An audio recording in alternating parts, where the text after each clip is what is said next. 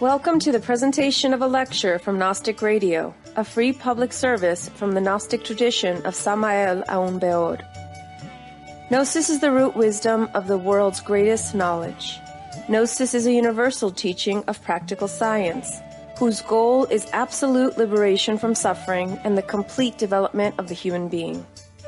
This lecture is one of hundreds available as free downloads, podcasts, or transcriptions. Our lectures range in topic and complexity in order to address the many needs of humanity. We invite you to browse our library of lectures to find teachings that suit you. Twice a month, Gnostic Radio broadcasts live and includes a free online classroom allowing listeners to see images, read related scriptures, and ask questions of the speaker. To learn how to participate, visit gnosticradio.org. Gnostic Radio is a service of Glorianne Publishing, a non-profit organization. The lectures and radio broadcast have been made possible by the financial support of listeners like you. Most spiritual schools recommend a donation of $10 to $20 per lecture. To make a donation, visit gnosticradio.org.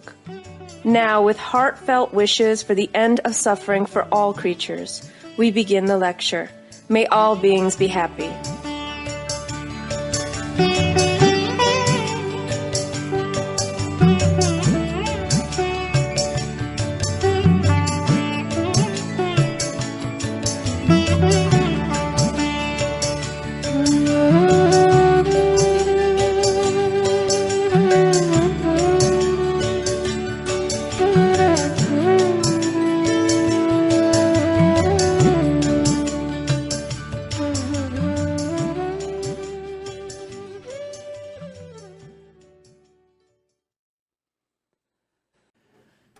We'll be continuing our course about the Bhavachakra, which is a central symbol in all Asian philosophy, specifically in Buddhism.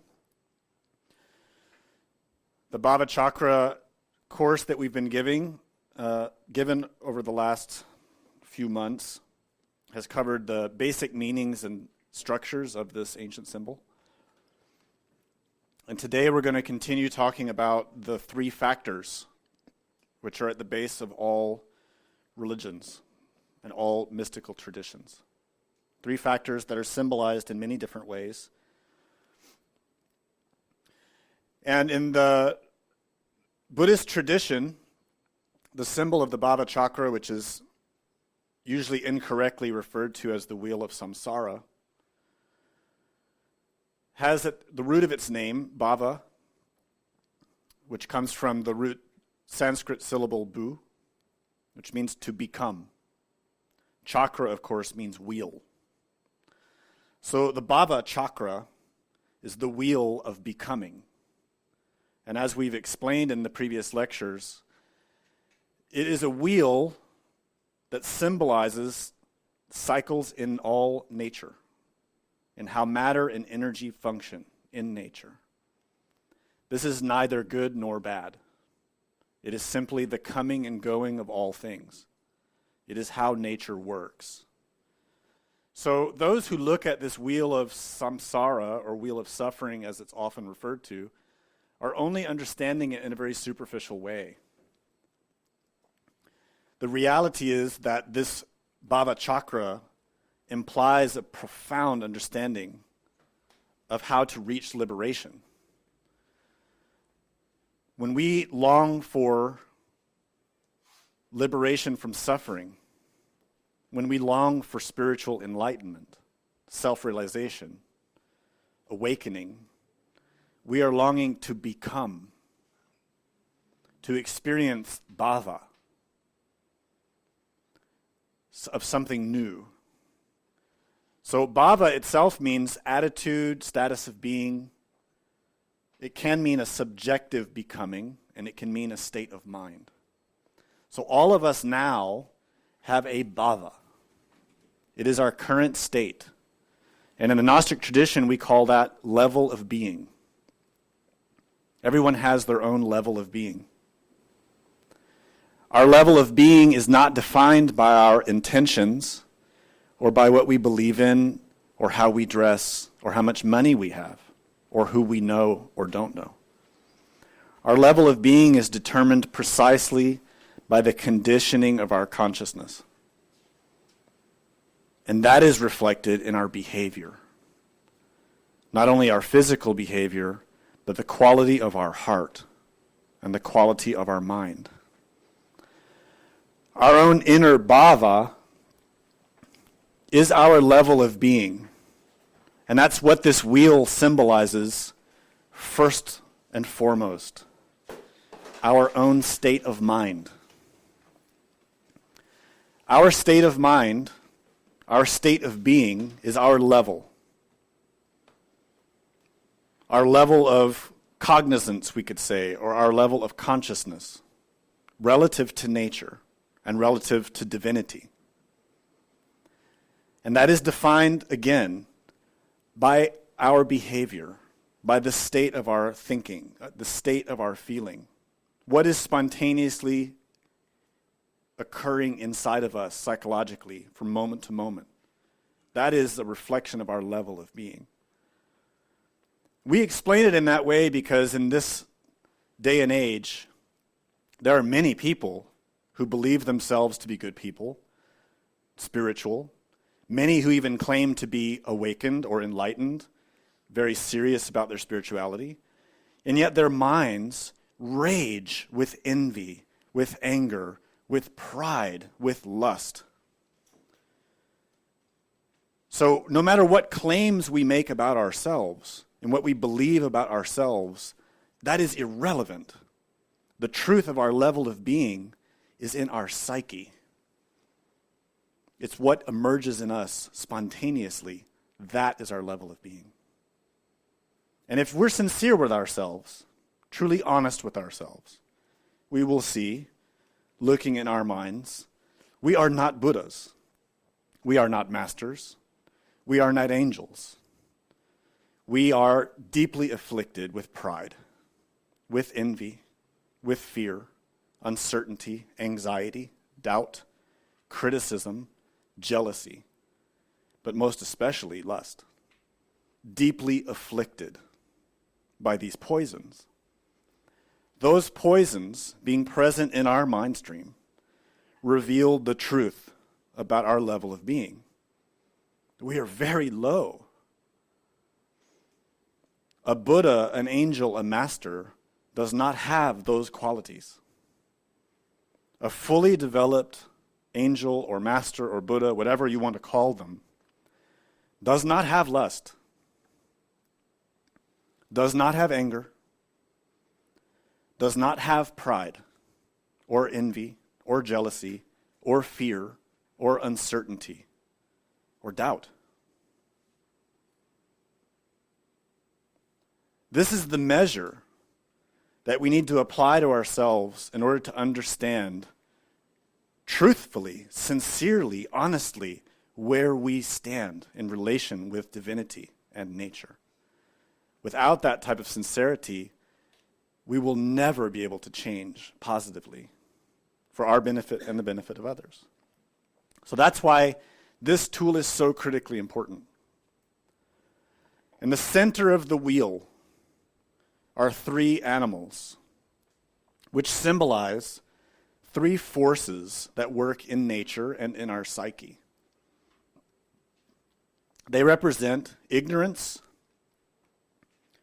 craving, and aversion. Three dynamic forces that create. That union of three things puts energy in motion, and that's how the wheel turns in our psyche because of these factors that are moving inside of us constantly. So we've explained the three factors in many lectures and books,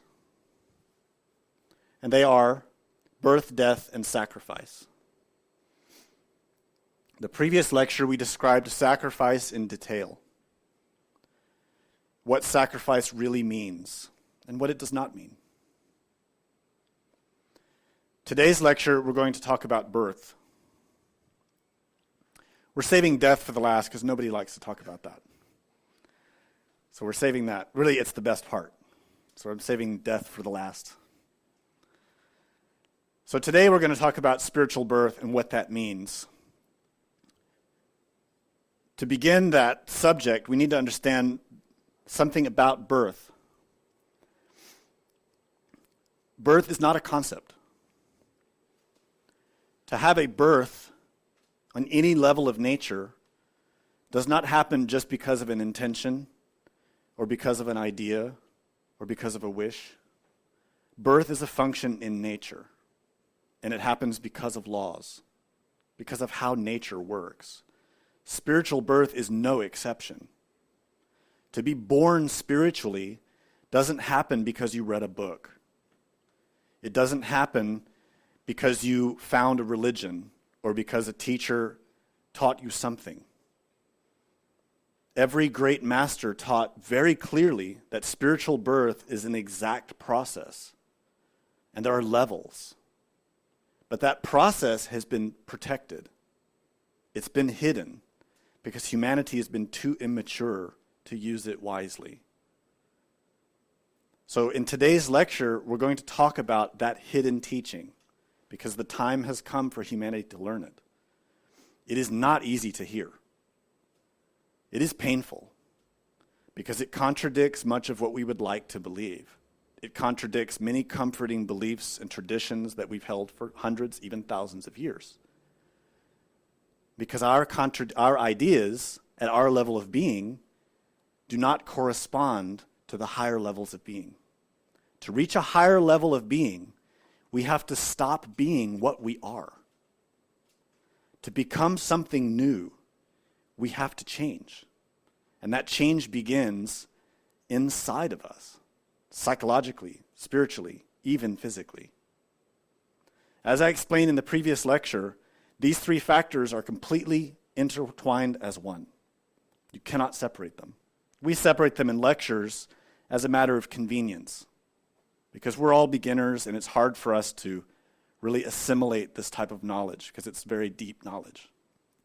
But the reality is you cannot separate death, birth, and sacrifice and achieve anything. Remember, three forces united create change.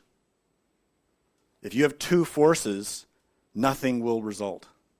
Or one force, nothing will result. It takes three to create. And that's why at the base of every religion we find a trinity of divine forces. Always. Three forces. And it's true psychologically and spiritually here and now. These three forces are a way of harnessing and directing energy in ourselves, psychologically, spiritually, even physically. To sacrifice is to give up personal will, self-will, desire, craving for the better good. To give up something to serve others, to serve the betterment of oneself and others. And in the process of sacrificing something of value to us, there is a death. The attachment can die. The craving can die. An element in us psychologically can die, like attachment, like lust or pride. Envy can die. Fear can die. And in the process of giving up something of value to us, in order to reach something higher, to perform an act of love or charity, an act of sacrifice, that element dies, and then something new is born, something higher. That's how these three are intertwined. They are one. So in the very beginning levels of every religion, this is learned as ethics. It's the foundation of every true mystical tradition. Ethics. How to do what is good for oneself and others, and how to stop doing what's harmful to oneself and others. So those beginning stages are: don't take intoxicants, don't steal, don't kill, don't lie. don't misuse sexual energy. Those are the 5 basic vows that every beginner in Buddhism takes. And we find those 5 reflected in every tradition in the world. In the yogic traditions, they are hidden in yama and niyama, which are the beginning levels of Patanjali's yogas. They are also hidden in the 10 Commandments, just phrased differently. Different words, same meaning. So when you learn those types of ethics, you sacrifice your desire or the sensation of being drunk so that you don't become afflicted with that addiction. And then you're better able to perform your responsibilities as a parent, as a husband, a wife, a son, a daughter. Because the drunkard, the alcoholic, cannot be relied upon and only brings strife and pain to a family, to a workplace. Simple. It's a sacrifice. The death of the addiction gives birth to a person who has more responsibility to themselves and to others. Simple. 3 factors in one act. And we find that's true of every ethic. When you do not lie, you sacrifice sometimes your own image. When you make a mistake and someone catches you, you want to lie out of pride, right, to protect your image. But when you tell the truth, you sacrifice your pride. Isn't it true? And that pride is dying. It's painful because then the pride is humiliated. Yeah, I made a mistake. I did something I shouldn't have done. But then born from that is something true. It's called ethics. It's called integrity, honesty. This is true of every ethic. Now, specifically, we find in all the ancient religions the teaching about restraining sexual energy, about dealing with it in a very delicate and respectful way. Nowadays, nobody does this. This part of religion has been set aside because we love lustful animal sexuality too much. So we don't want to deal with that part. But if you study religion, you know that the beginners in all religions always had to enter into some form of chastity or preservation of sexual energy as they work towards the higher mysteries. In the Buddhist and Hindu traditions became established, the yogic traditions, also the traditions of monks and nuns, who would isolate themselves from the opposite sex in order to work in time without the temptation of sexuality, so they could learn to manage that energy on their own. And then gradually, once they achieved control of that force and had achieved the awakening of their consciousness, that is, they were awake, not asleep like us, but with a mind that was stable, bright, and clear. And when they meditate, they had clairvoyance. They could investigate things in the internal worlds, both in the body and out of the body. Not like us in spiritual darkness. Awake. Then those souls would be given the higher mysteries and taught how to engage in sexual activity in order to reach the next level. So in those 2 stages, we see sacrifice, death, and birth. The single person sacrifices their sexual engagement with others, the experience of sexuality with others. And there's a sort of death in that. Lust suffers a lot, which is a good thing. Because in the suffering of that lust and the denial of that lust can be cleansed and purified. And from that emerges chastity, which is love, true love. So monks and nuns were in preparation to learn to really love, not lust, not be victims of animal sex. So that by the time they were prepared to enter a marriage, they could then meet their partner with love, not lust, but truly love them So we see there sacrifice, death, and birth. And then upon entering into the marriage, the couple had to maintain their vows and yet be married. And this is a mystery that's hidden in the writings of Paul, who says exactly that. To be married, but to be as though you were not. And what he's stating in those Gospels, in his writings, is precisely this. To be married, to be in love, to engage in the sexual act, but to continue to restrain the energy. To not indulge in animal lust. In other words, to continue to avoid the orgasm. To retain those forces. In that act, there is a sacrifice. The energy is restrained. The lust suffers. It dies. And from that death, love, chastity, beauty emerges. This is the secret teaching hidden in every religion.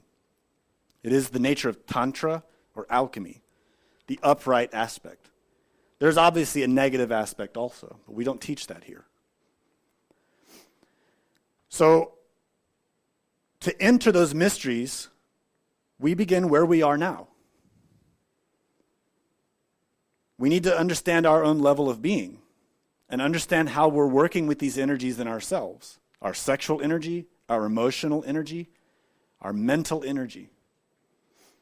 What are we becoming? Because in each moment, we are transforming energy. The energy forces are flowing through us constantly. Everything we eat and drink and breathe is a transformation of energy. So that wheel of becoming is ourselves. And what we are becoming is propelled by our behavior.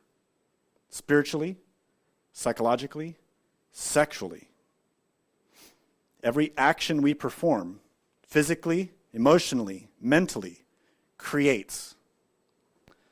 So if in our moment-to-moment existence, we are nourishing and protecting our anger, we are becoming that. It defines our level of being. We irradiate anger, not beauty. And if in our three brains we are nourishing and protecting, feeding lust, that is our level of being. And we radiate lust. And we affect others with our lust. And the lust of others affects us. And that is our level. That is not an angel. That is a devil. So let's be honest.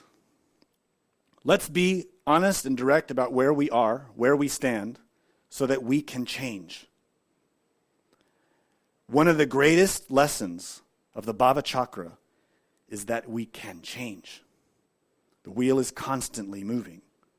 Every action we perform propels our trajectory through space-time. And if we change for the better, we raise our level of being. It is not easy, but it can be done. So this is the beginning of any sincere, genuine, spiritual, religious, or mystical tradition is right here. Ethics, for moment to moment. Learning to observe yourself, learning to see how you behave physically, emotionally, mentally, and what comes of it. In other words, to not look for blame outside. To not seek and point at the sources of suffering outside of ourselves, but to realize we are creating our suffering. It is our own level of being that produces it. If we are an angry type of person, if we are a proud type of person, we are putting ourselves in that circumstance for the pride to be fed and stimulated and nourished, and that is what's making us suffer. And that is what's making others suffer. We create it. The very first line of probably the most important teaching of the Buddha Shakyamuni states, our mind We create, I'm trying to remember exactly how the quote is translated. Our lives are what we think, basically is what it states. We become according to our way of thinking, is what it says. We are what we are now because of how we have been thinking and behaving previously. So if our life is characterized by suffering of different types, it is because of our own behavior that we are in our situation. So if we want to change it, we have to change our behavior. And naturally, the external aspect will change as well. So our goal, obviously, is to escape suffering. The way we are now, we are really trapped in painful, repetitive cycles. This is one of the most surprising things to many students to learn in the beginning. Something that you don't necessarily learn intellectually, but that as you start to truly practice self-observation, self-remembering, and meditation, you start to realize that your day-to-day life is incredibly repetitive. Not only incredibly repetitive, but you're repeating the same types of suffering again and again and again. And it's shocking and it's disturbing to see that. And that is a characteristic of being asleep psychologically, spiritually, which we are. We are not awake. I know everyone here thinks that they're awake. But we're not talking about the sleep of the physical body. We're talking about the sleep of the consciousness. Our state of consciousness right now is extremely low. It is characterized by an utter lack of direction. Our consciousness is very hazy and dim. And it's constantly distracted. You may notice through the course of this lecture that you only pick up a sentence or two of what I say before you're distracted and off thinking about something else. Maybe I remind you of something and you start remembering, oh yeah, I remember when this happened and that happened. And then 5 minutes go by and then you realize that I'm still talking and you don't know what I'm talking about. That's because the consciousness is asleep. That's why. It's funny, but it's sad. We are asleep. Someone with an awakened consciousness does not have that experience. Someone who is awake is here and now, is not distracted, perceives everything, not only outside, but most importantly, inside. Someone who is awake, a beginner who is awakening, does not forget themselves. They remember that they're in the body. They know consciously they are in the physical world. And also, someone who is awakened at the beginning level knows when they are out of the body. When their physical body is asleep, they know that the physical body is asleep. And they know they are in the astral world. They do not dream. They are awake. So if you want to know if you're awake or asleep, observe what happens to you through the day and the night. If you lose cognizance of yourself for an instant, you are asleep. This is how rigorous it is to be awake. To be awake is to be Buddha. That's the meaning of the word. Buddha. Awakened. It is to have the consciousness fully activated, present, here and now. No haziness, no dreaminess, no daydreaming, no distractions, no self-forgetting. Bright, clear, luminous, perceptive, present, here and now, never stopping. And it irradiates a quality of serenity and penetrating insight. You see, the term Buddha in Sanskrit means awakened one, enlightened, sage, knowledge, but used as an adjective in Sanskrit, it can mean intelligent, conscious, awake, wise.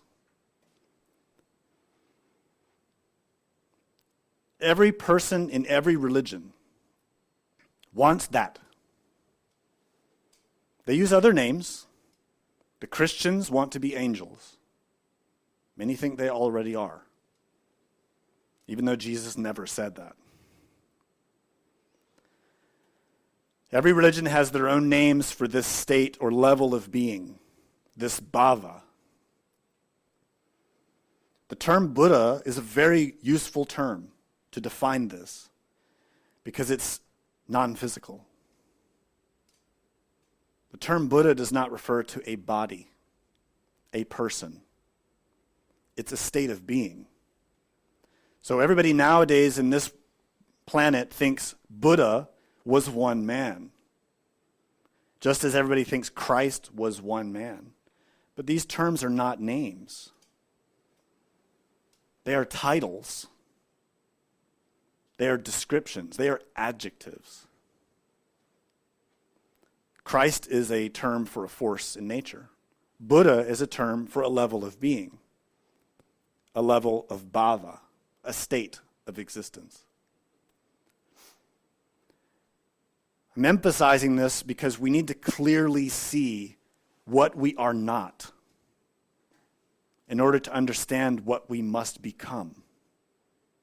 To become that, we have to not be what we are now, which means that what we are now has to die, which is uncomfortable. What we are now, our name, our resentments, our attachments, our ambitions, all have to die. This includes spiritual ambition. It states in a sacred scripture, all ambition is punished by the law of nemesis, karma. This includes spiritual ambition, because spiritual ambition is rooted in pride. Our longing for divinity should not be based in pride, envy, jealousy, fear. It should be rooted in the heart because of love. So, in order to become a Buddha, we have to be born. A Buddha does not come out of nothing. A Buddha is also born, like any other thing in nature. Any living creature in nature is born. A Buddha, an angel, is no exception. And let's observe how things are born in nature. Every insect,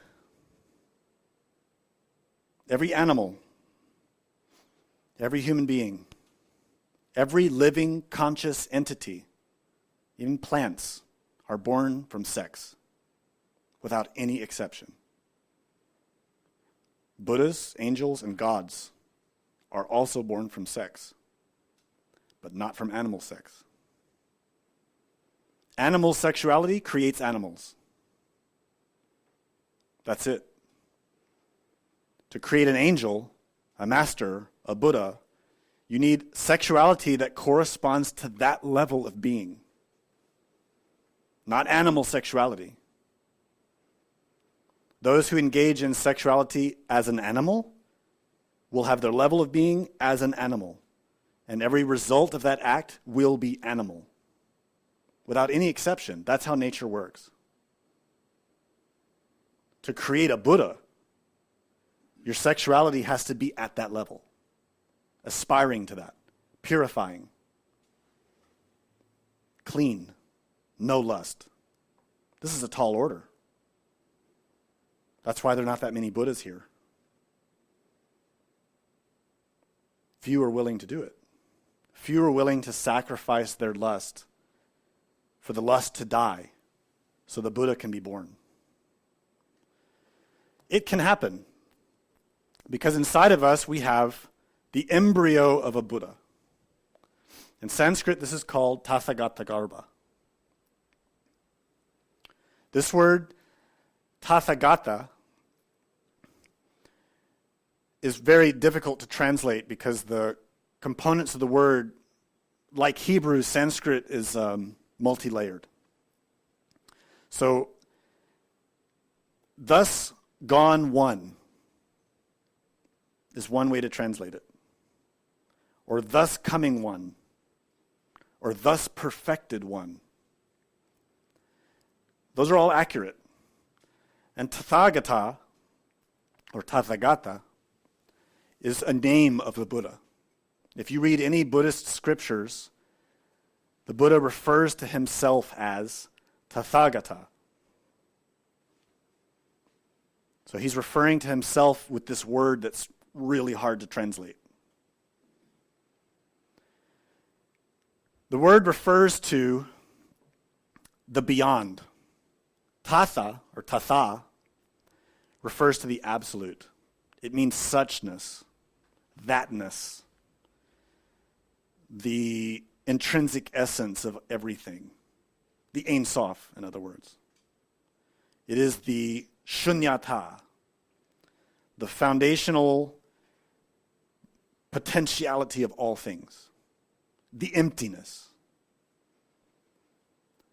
A fully developed Buddha is one who has fully understood, comprehended, and merged with that.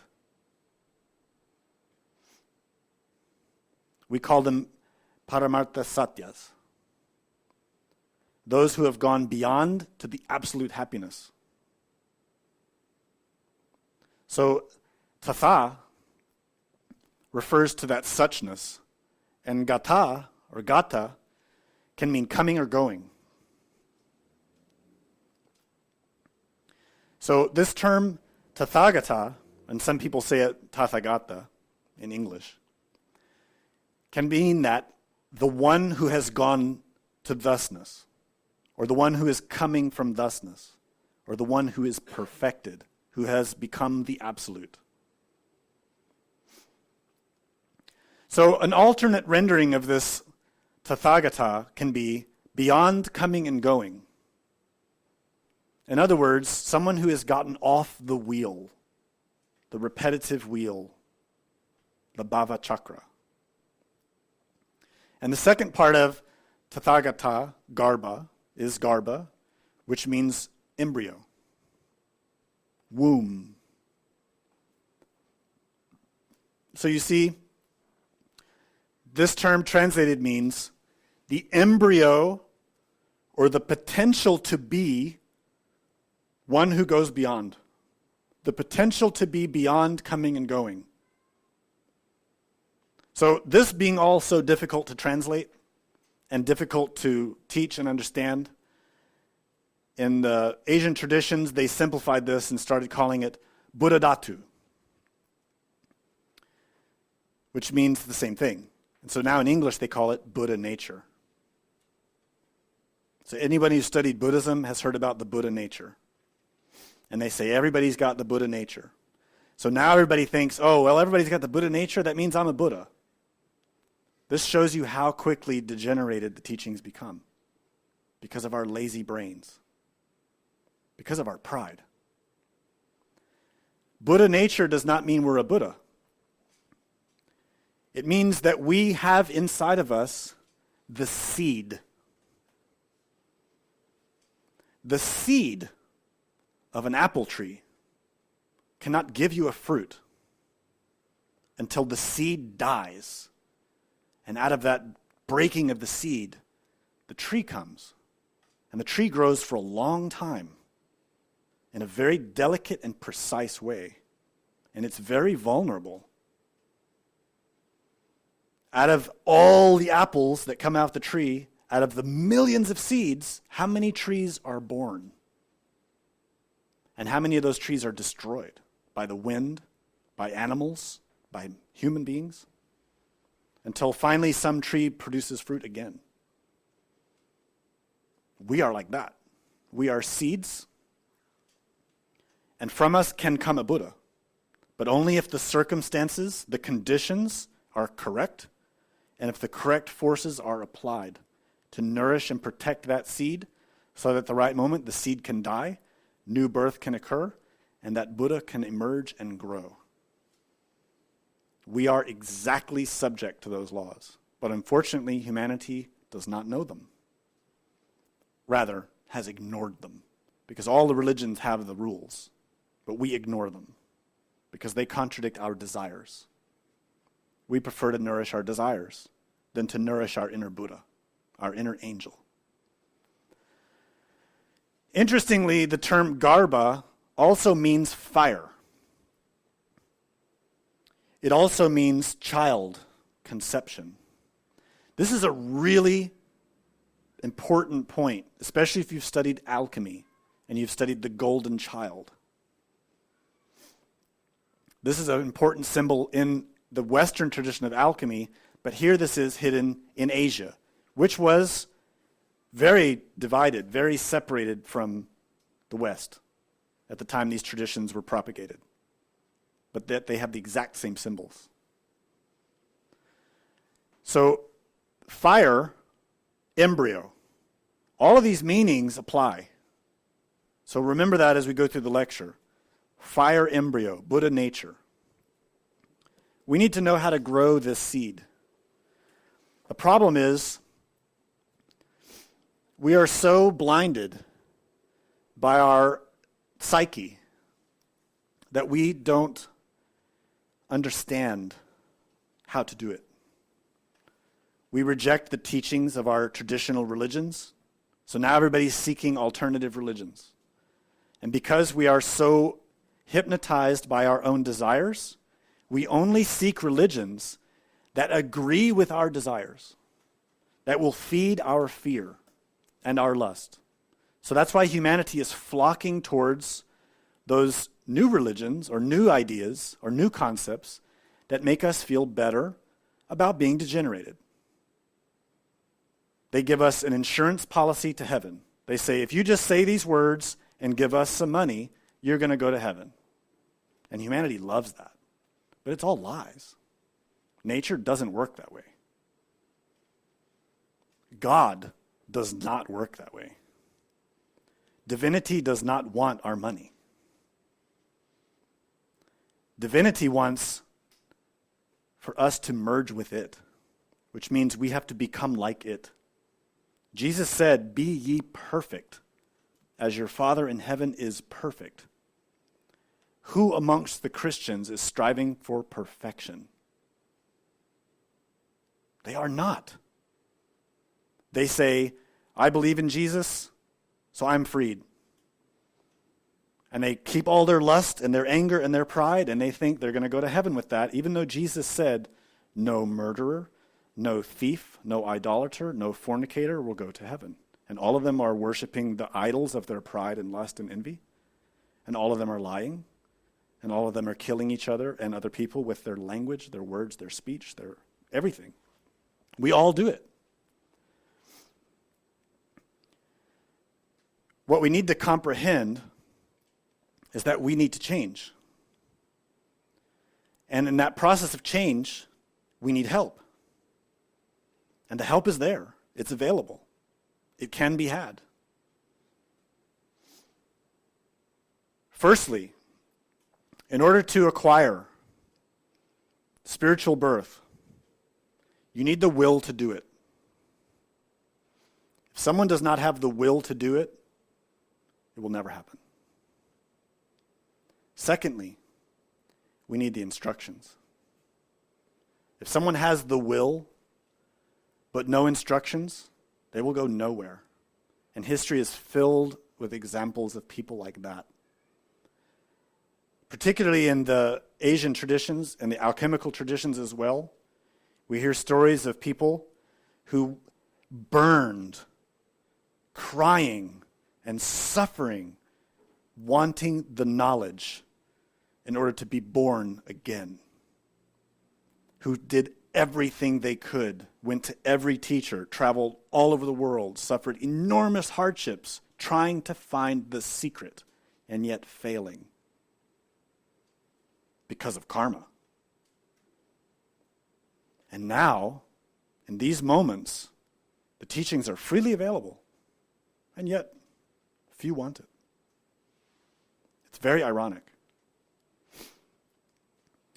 So now, if you have access to the teachings, you really just need the will to do it. The third thing you need are the circumstances. Anyone who's attending a class or hearing a lecture probably has the circumstances to do it. Meaning, you aren't brain dead. You've not been shot through the head and in a vegetable state in a hospital. You're physically active to some degree. You have some capacity to listen, to read, to understand. You can breathe. You can eat. Your heart functions. You have some cognizance. From that, you can change. If you have the knowledge and the will to do it, you can change. According to your circumstances, according to your level, according to your will. Now, from that point, there are going to be many differences. And what's going to make the most significant impact there, amongst all of those factors, is not the circumstances. Many people complain, my circumstances are holding me back. My wife's making my life hell. It isn't your wife. It isn't your husband. Or some people say, my teacher's no good. He didn't teach me how to meditate.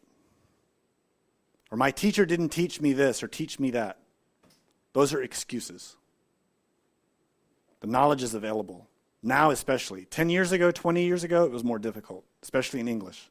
Now there's no excuse. The teachings are freely available. What is the last factor there? Willpower. The reason most people don't achieve anything, they don't advance, is simply a question of will.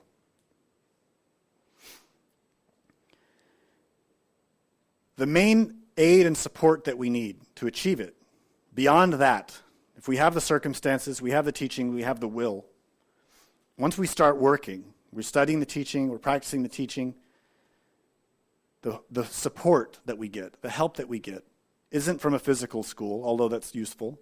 It isn't from a teacher, although that's useful. It isn't from spiritual friends, although that's useful. It isn't from having a husband or a wife, although that's useful. The main help is from your inner divinity, which, by the way, we all forget. None of us remember our Divine Mother.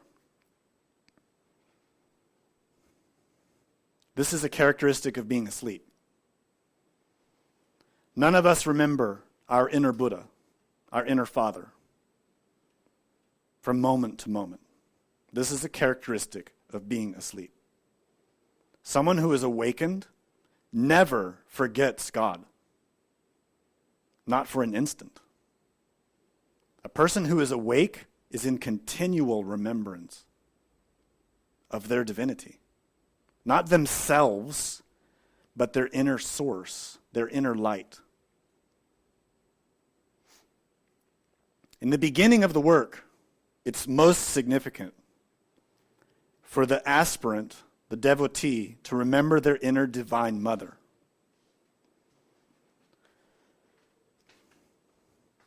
On a merely logical level, you can see why. When you're a child, in many cases, it is the mother who's more sympathetic. It is the mother more directly responsible for feeding the child, cleaning the child, protecting the child, taking care of the child from moment to moment. The father, generally, is the one who's out working, hunting, providing for the family, protecting the family. The mother's the one doing the moment-to-moment dirty work with the baby. Spiritually, this is also true. Our inner Divine Mother is our guide, our protector. Unfortunately, in the West, this aspect of spirituality has been severed, hugely impacted by politics and dogma for 1,000 years. In the East, it's not been forgotten. So in Sanskrit, there are thousands of names for the Divine Mother. One of the most important ones is Maya.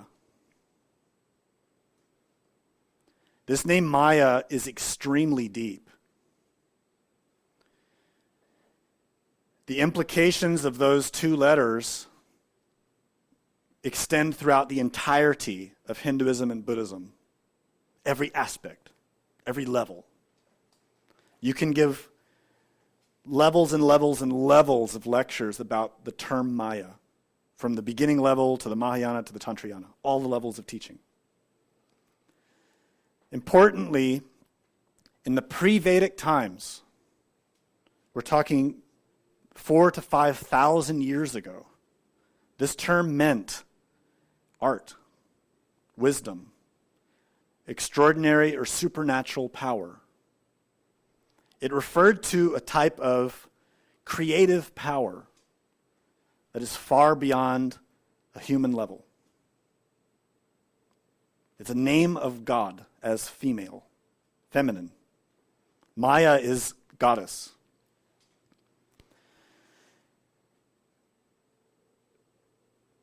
Somehow, around the time of the Vedas emerging, which is hard to date specifically, but somewhere around 4,000 years ago, the term gradually changed and adopted a new aspect in terms of the written literature. And the new aspect is what people talk about now. That Maya means illusion, unreality, deception, trick, sorcery, witchcraft, etc. So here we find in this term Maya a duality. Something positive, something negative. What's important to grasp here is that Maya is one thing. Maya is the goddess. Maya is nature itself. What's really critical, though, to grasp, though, is when we think of nature, we think of plants and trees and birds and bees and all the physical things. That's not what we're talking about in Gnosis when we talk about nature. When we talk about nature, we're talking about 7 dimensions of nature, not just the physical one. The physical one is the most gross, the most dense. It's also the least important, the most superficial. Nature, as Divine Mother, is Prakriti. It's the root energy, the first emergence out of the womb of nature. It's where the primordial potentiality of all things, the absolute, the Ein Sof, becomes something. So that first bhava happens. The wheel turns for the first time. The Bhavachakra is in motion. So the 3 forces, the Trinity, merge as 2 and create. That 2 is Father, Mother, Shiva, Shakti, Ab, Ima. That is the God and Goddess of all things, the El and Eloah. And in their union, they are Elohim. The Elohim, which is God, Goddess, created. In other words, Bhava, becoming. That's all hidden in Genesis, the first 2 chapters. It's all hidden in the tantric scriptures. It's hidden in every religion. So that first emergence is the ocean of life. And that ocean of life gets many names. In Hinduism, it's Maya. In the Bible, it's Shamayim, which also can be called Shekinah. Shekinah is the light or radiance of the Divine Mother. But that light, that radiance, is the fire, the shin in Shamayim. Shamayim is translated as heavens in the Bible, but it literally means fire water. Now, I want to point out an important correlation here. Maya, extraordinary or supernatural power, the goddess, the Divine Mother, is that ocean, the mem, the letter mem of Mayim.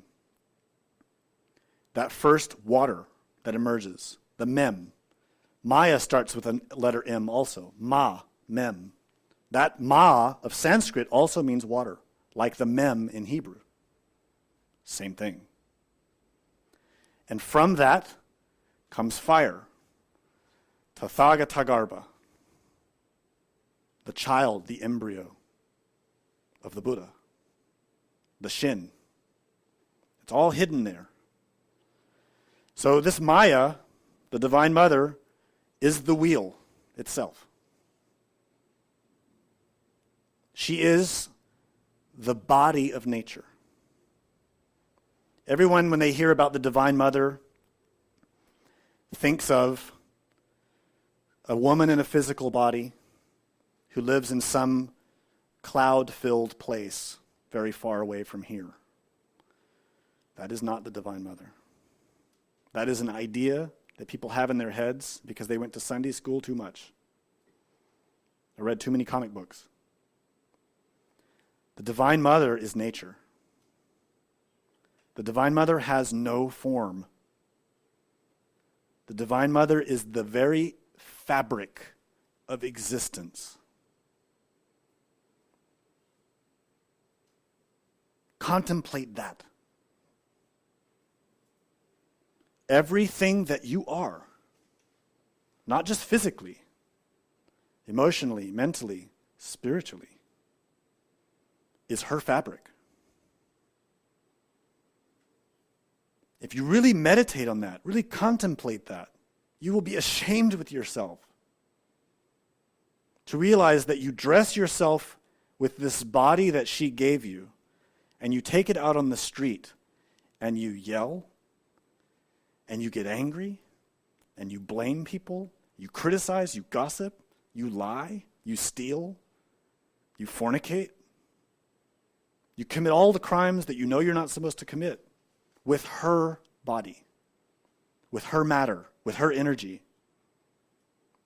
The Divine Mother, the creator of everything. It's an astonishing thing to meditate on. Really. Now you can sort of see why we have this duality in the name. If the Divine Mother is the fabric of everything, she is also the fabric of hell. She is also the fundamental ground of our lust and anger and pride. Isn't it? That's why in Hinduism we find the Divine Mother is dual. She is Durga, Parvati, Sarasvati, Lakshmi. She is also Kali, the Black One, Proserpine, Hecate, the goddess of hell, the one who takes her children by the hand into the abyss to suffer. She does it out of love, to purify her children because they don't want to purify themselves. Many worship that aspect of the Divine Mother. They perform sacrifices to her. They think that by appeasing her through committing crimes, they will gain benefit. They're mistaken. She doesn't work that way. She is the same mother, but working in harmony with her own laws. In other words, as we produce actions through ourselves, we create our reality. As we indulge in our pride and our anger and our lust, and we continually think in those ways, we see the world through our anger, through our pride, through our envy. The one who suffers from envy feels that they deserve what others have. And when they perceive the world, they always look at it in that way. Oh, she has what I want. Oh, he has what I want. So that person is not seeing reality. They are seeing through the filter of their desire. So they are a victim of Maya, illusion. They are transforming energy and interacting with nature at that level. So for them, the body of the Divine Mother is illusion. Or rather, I should say, for us. Because we are all victims of that. But that is not her fault. She is not doing that to us, to punish us. We are doing it to ourselves.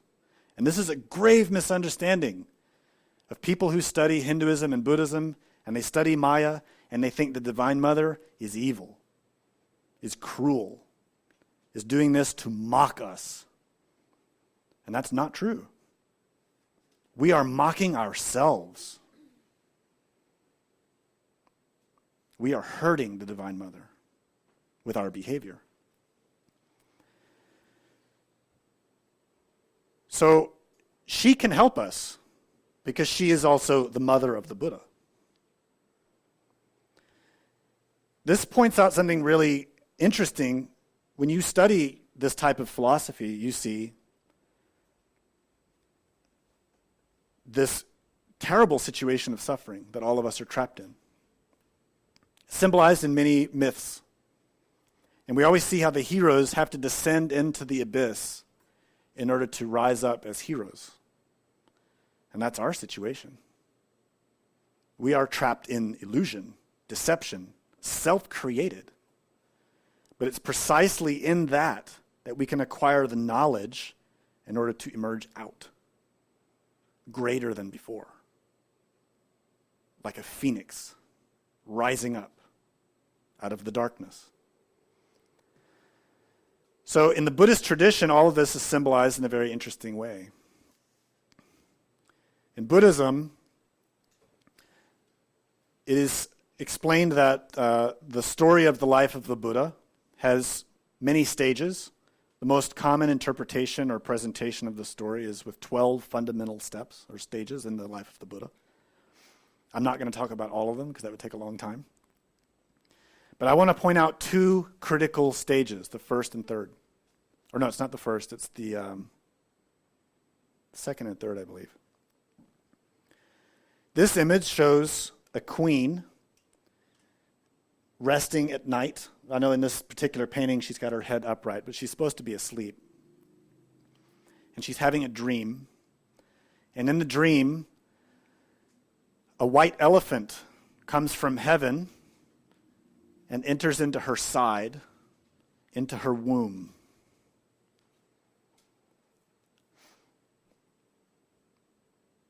So this dream is a symbol of how the Buddha descends into the womb of his mother in order for him to be born. Now, there are some interesting details in the story. Firstly, she's a queen. Secondly, she is in the time of her monthly purification retreat, which means she's on her menstrual cycle.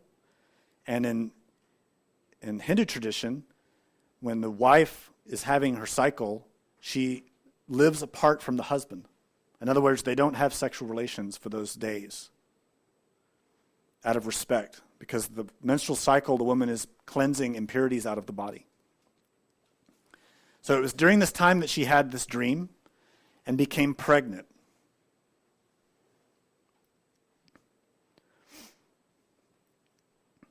This story represents how the Father, who is above, represented by the elephant, merges into the Divine Mother in order to extend itself into the world, to enter into manifestation. The elephant here represents our innermost, our inner Buddha,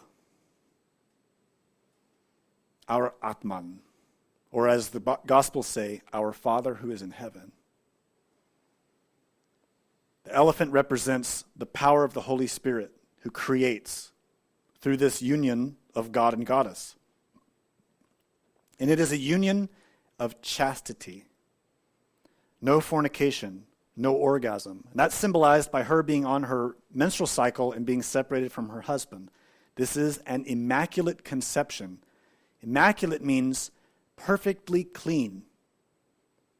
No spilling. As it says in Leviticus, anyone who spills his semen shall be unclean. So this is an immaculate conception, like the birth or the impregnation of Mary when Jesus was to be born. The Holy Spirit descended as a dove, a white dove. This is a white elephant. Same symbol. So her name is Maya. We find two different variations of the name in Buddhism, Mahamaya and Maya Devi. They mean the same thing. Maha means great. Devi means goddess. So great Maya or Maya goddess. So she becomes pregnant. Now many, of course, Buddhists, like the Christians, they interpret these scriptures literally and think there was literally a woman named Mahamaya who was literally a queen who literally gave birth to the Buddha, and the Buddha was born purely and totally awakened. They don't understand that these are symbols, just like the tradition of Jesus. There are truthful elements. Yeah, the Buddha as a man had a mother, but not all of this is directly literal to the actual physical circumstances. We're interested in the meanings. The reason the story was given to us is so that we can learn from it and apply it to our own spiritual birth. So the next phase of the story, after she's been pregnant for 10 lunar months, she decides to go into the garden. Everybody know about the Garden of Eden, right? In the Bible? Right, but this story isn't from the Bible. This story is from India, and it's older than the Bible. So Mahamaya goes into the garden, pregnant, and suddenly she feels that the child is going to be born. So she reaches up and grabs a hold of the branch of a tree. It's a plaksha tree. A plaksha is a ficus tree. And as she grabs this branch and steadies herself, suddenly the child spontaneously bursts from her, out of her side, the same way he entered, and emerged like a ray of light, like a sun. And when that happened, all the gods were astonished because they all saw what happened. And they all came to observe this birth. And Indra, who's the god equivalent to Jupiter, came to observe. And at that moment, the child, the golden child, the Buddha, took 7 steps. And with each step, a lotus emerged. And at that 7th step, he pointed to the sky and said, "I am the greatest in this world." Now, the Buddhists, of course, think this is all literal and that it actually happened this way. The real meaning, though, is far more important and deeper. This is not a literal story. It's a symbolic story that represents levels and stages of spiritual development that we ourselves need to attain. The Buddha here represents our inner Buddha. The 7 steps represent stages of spiritual birth. The Buddha in us is born through a series of 7 steps. And upon reaching the 7th, he then can point back to the absolute and say, "I am." Just the same way Jesus taught, "I am." That "I am" is not the personality. It is not the me, myself, the I. It is the innermost. It is the Christ, the absolute, the real being.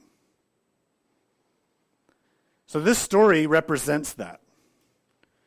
It is not about you and me becoming a Buddha. It is about our innermost becoming a Buddha. This story shows how it happens.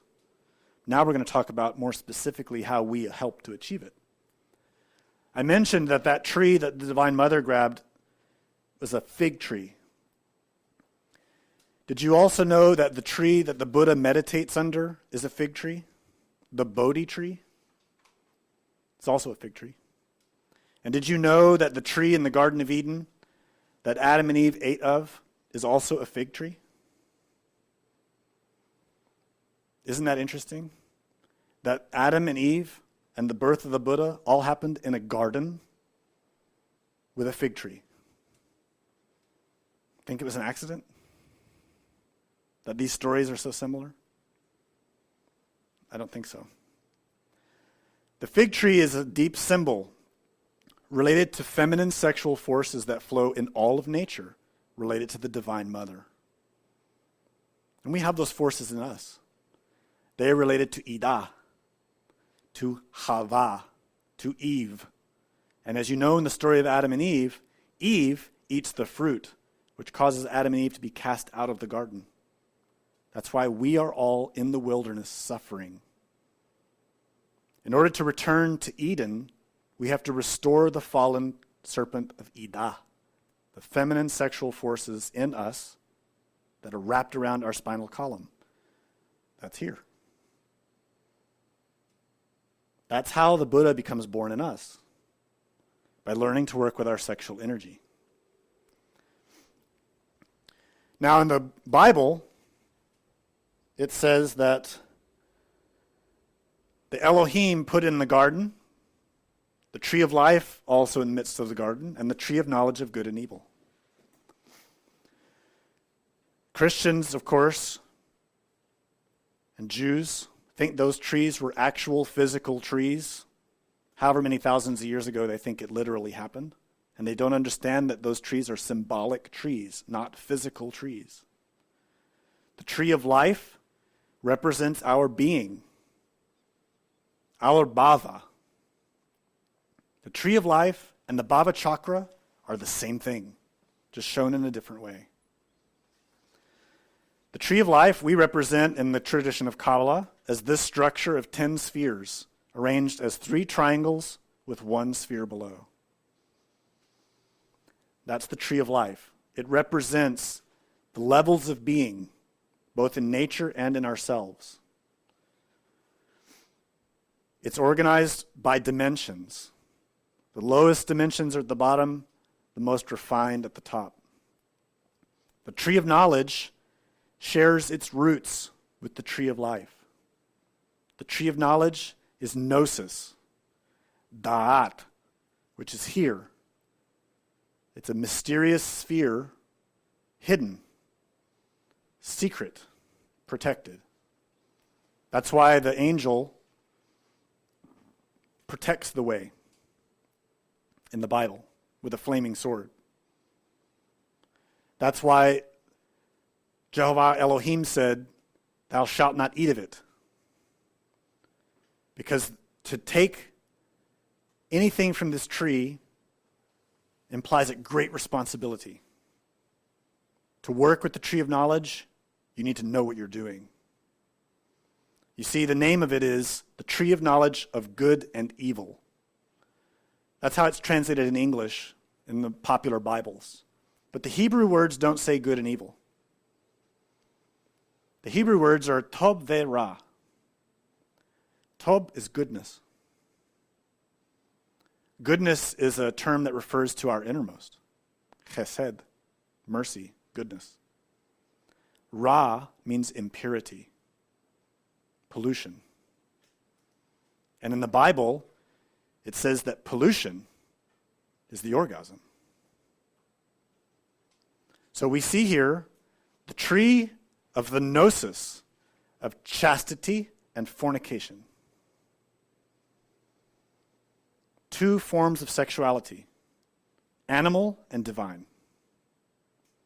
The symbol of Adam and Eve eating from the fruit is a symbol of humanity learning the orgasm and becoming addicted to it. And because of that addiction to that sensation, humanity lost their powers of being able to see God, talk to God, directly relate to God, and was cast out of Eden by their own actions. Adam and Eve left because of their behavior.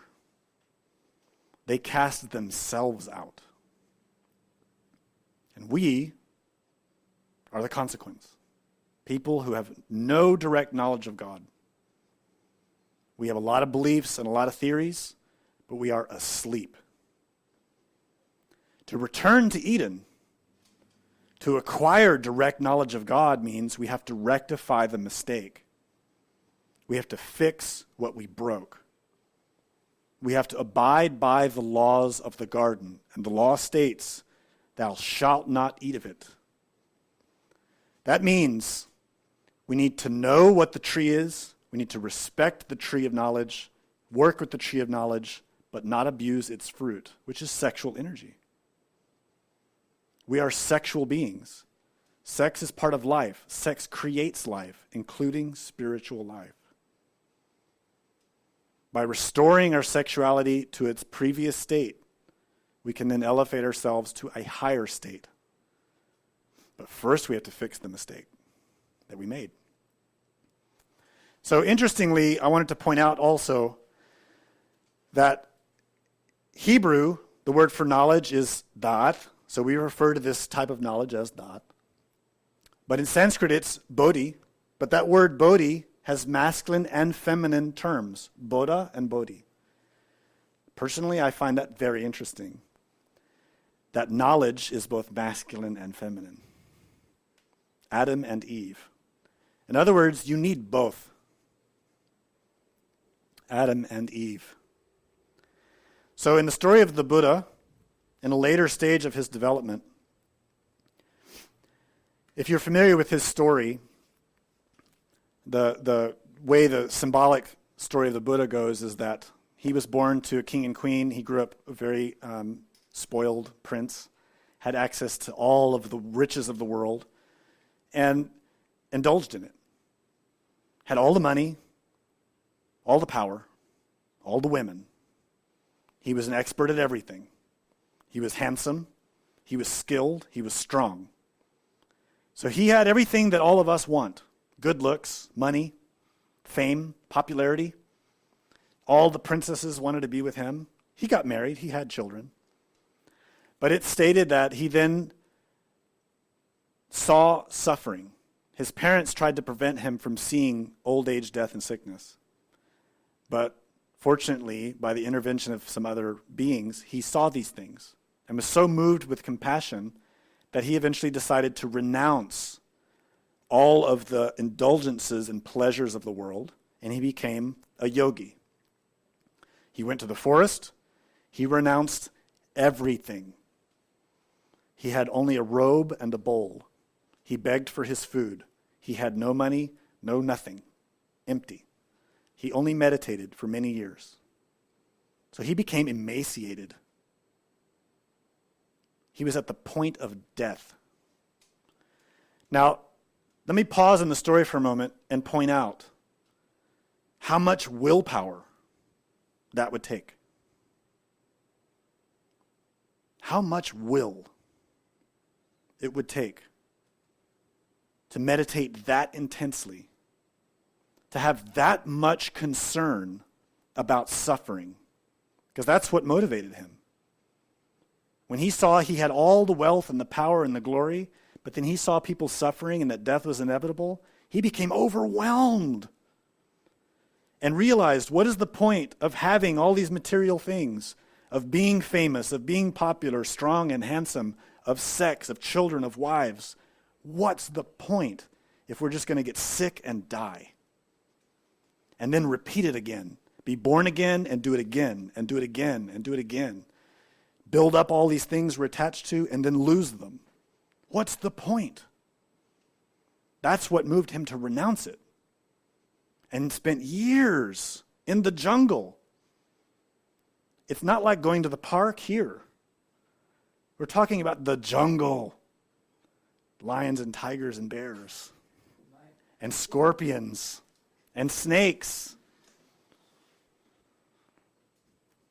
And yet he did it. Symbolically, of course. Remember, this is symbolic. There are literal elements that happened, but we're talking about the symbolic importance of this. So we see two things here. We see that he had everything, and then he had nothing. Two sides of a pendulum, isn't it? One side is craving. All the things that we want. All right? We want wealth, we want popularity, we want to be handsome or pretty. We want to have all the fame. We want everybody to envy us, to talk about us, to to wish they had what we had. So he had all of that, but then he renounced it. Then we have the other side, aversion.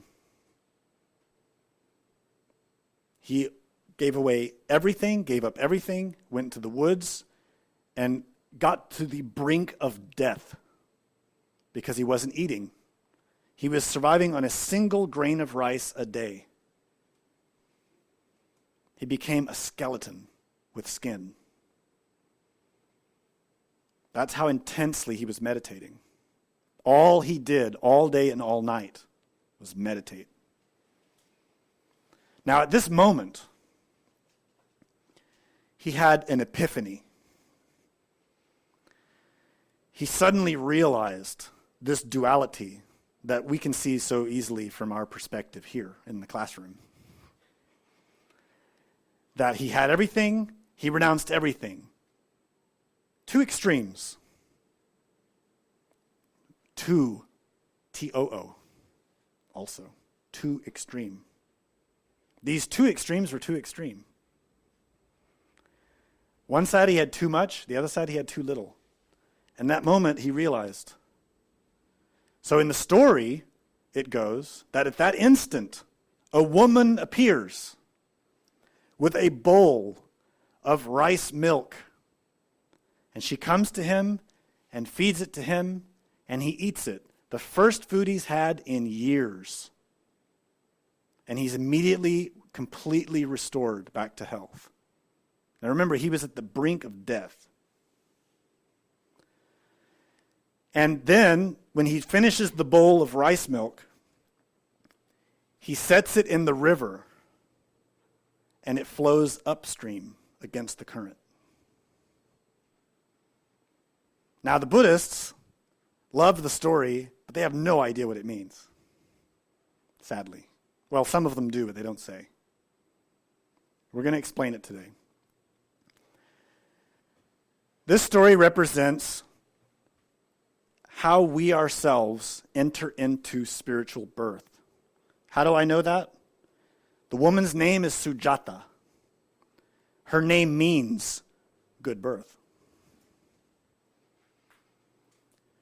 The Buddha here represents us, our embryo of a Buddha that is experiencing the coming and going of the wheel of becoming.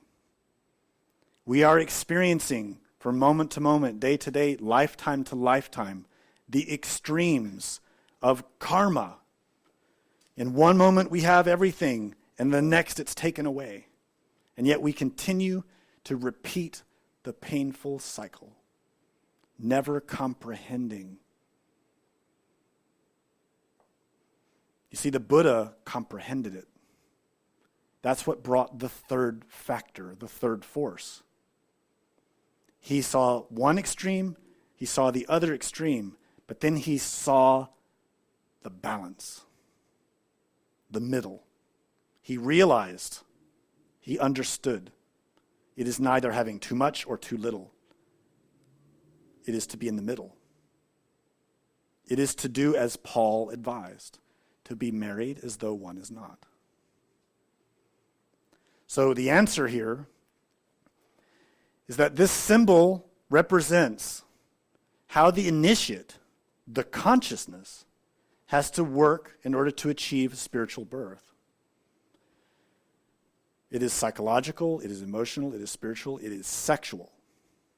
The story is representing how it is neither through indulging in sex, the way he did with his palatial lifestyle and having lots of women and wives, neither renouncing sex by having no women, by being celibate.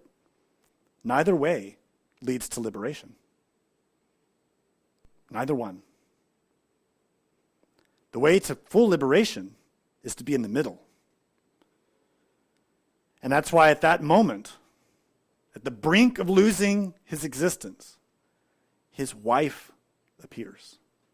The Divine Mother, in the form of his wife, in the form of his divine soul as well, appears to give him the answer, a bowl of rice milk. Now, I don't want to be crude, but it's obvious that rice milk looks like semen, doesn't it? A milky fluid with life-giving elements in it. The wife and the husband sharing that nourishment for the soul, not wasting it, not indulging in it, but being nourished. Then he takes the bowl and puts it in the river of life, and it goes against the current. It flows up the spinal column to lead him back to the absolute. In other words, this is how the forces of the Divine Mother, the fire in the water, creates the soul. The shin in the mayim, the shamayim. So this is the same essential symbol as what we find in the book of John when Jesus talks to the Samaritan woman and she says, he asks her to draw from the well for him, and she says, how can you ask me to draw water from the well for you? And he says, if you knew who was saying this to you, you would not hesitate, because the water I can give you is the water of everlasting life. And she says, tell me how I can get access to that water. And he says, go call your husband. It's in the book of John. It's the same thing as this. The answer to the life that we need is in the water, and it's found with husband and wife in immaculate sexuality. That's why Buddhism, at the highest mysteries, always has this symbolism. Yab, Yum. Father, mother. Ab, Ima. Shiva, Shakti. The union of masculine and feminine in chastity, in purity, creates. This is divine sexuality, angelic, Buddhic, not animal. There is no lust here. There is no orgasm here. There is transmutation of energy. There is no indulgence in sensation. There is sensation. It happens. But one neither indulges in it on one extreme or avoids it at the other extreme. Instead, one experiences it, transmutes it back to the divine. No animality. This is why the Buddhists, the Christians, the Jews, in the ancient heart of all their traditions, learn to renounce the orgasm, restrain the energy, and transform it. And then later to enter marriage and continue the same thing. A single person harnessing that force awakens consciousness. That's why the original levels of spirituality, the people worked as singles in preparation, and they would awaken. They would develop powers, but as a single person. Preparing themselves, awakening consciousness, becoming prepared. And then when they were prepared, when their teacher knew, firstly, that the student was awake, secondly, that the student could handle it, the student would be introduced to their spouse and married. Marriage is a sacred act. It is a religious function for the soul. That's why it's so shrouded in mysticism and beauty. It's not about money. It's about religion. It always has been, it always will be. The two souls become one. They become Elohim. Male, female, joined. One flesh. That's what it says in the Bible. That one flesh creates as the gods do, if they know how to manage the energy. To restrain it, to purify it, to make it an offering to the divine, to sacrifice lust. Lust is killed, and born from that is beauty, love. So that rice water in Sanskrit is called soma. And soma, if you've ever studied the Vedas, is hugely important in ancient Indian culture, ancient Indian scripture. The word soma means extract, nectar, moon, wind, water, air, ether, rice water, rice gruel, heaven, and sky. I already told you that in the Bible, heaven is Shamayim, which is the fire water, which is the Divine Mother, which is the upper Eden. It is that. It is the superior levels of life and existence.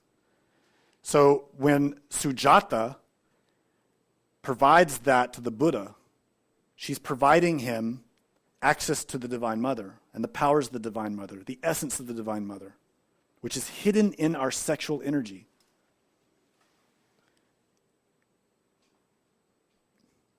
All life is made possible by a mother. All physical living things came from a mother. Spiritually too. The Divine Mother needs the forces to be at work in us in order for her to create a Buddha in us. Those forces are hidden in our sexual matter.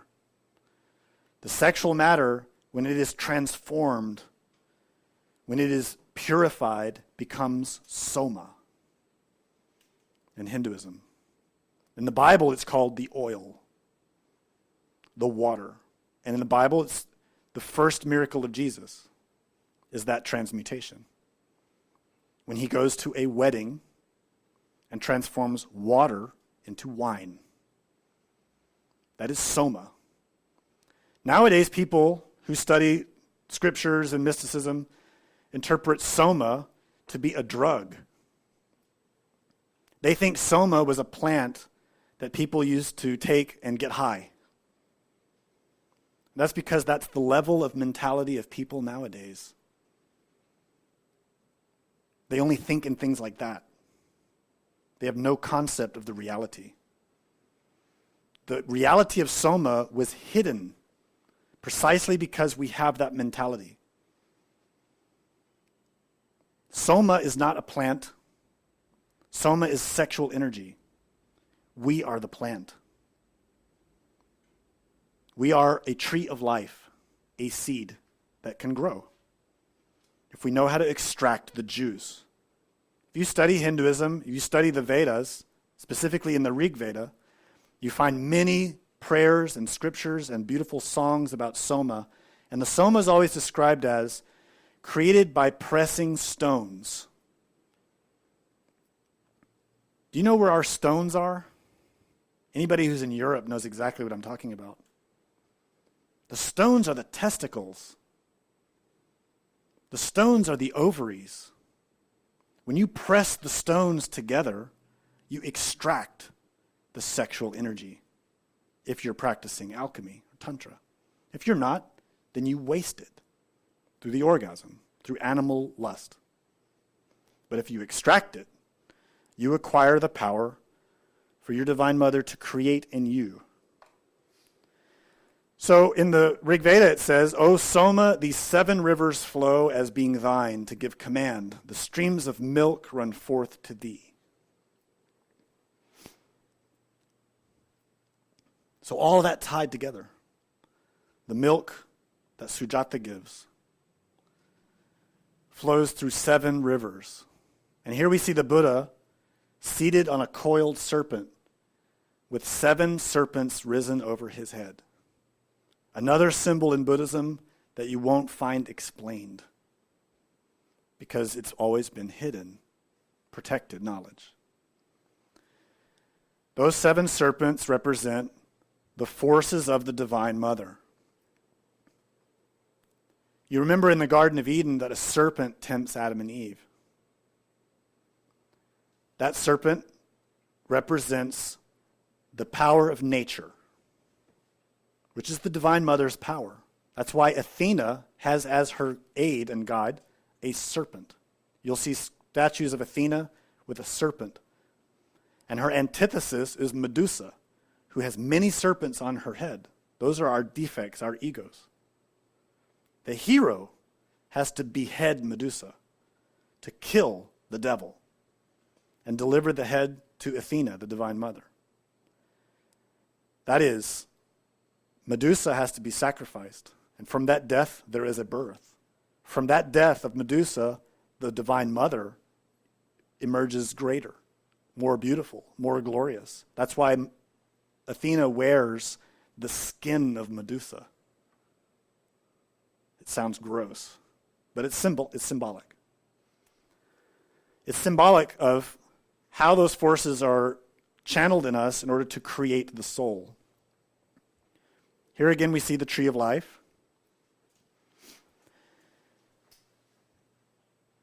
We are here in our physical bodies. This is the very bottom of the tree of life, the Sephira Malkut. Those who work as a couple, who pass through the probationary levels of spiritual development, under the guidance of their divine mothers,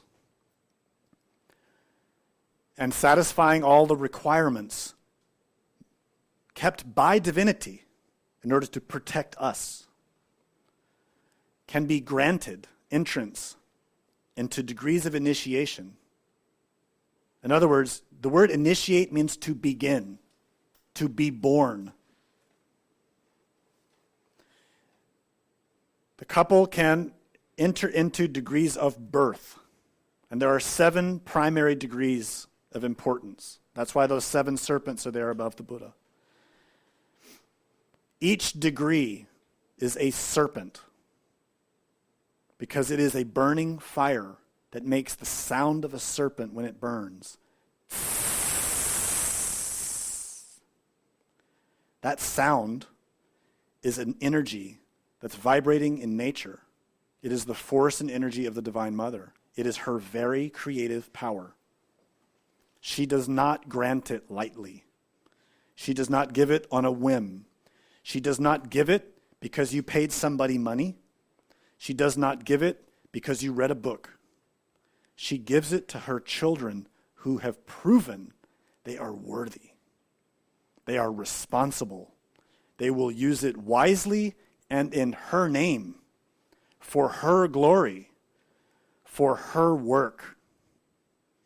That fire is called Kundalini. In Tibetan Buddhism, it is called Kandali. It is also called Dumo.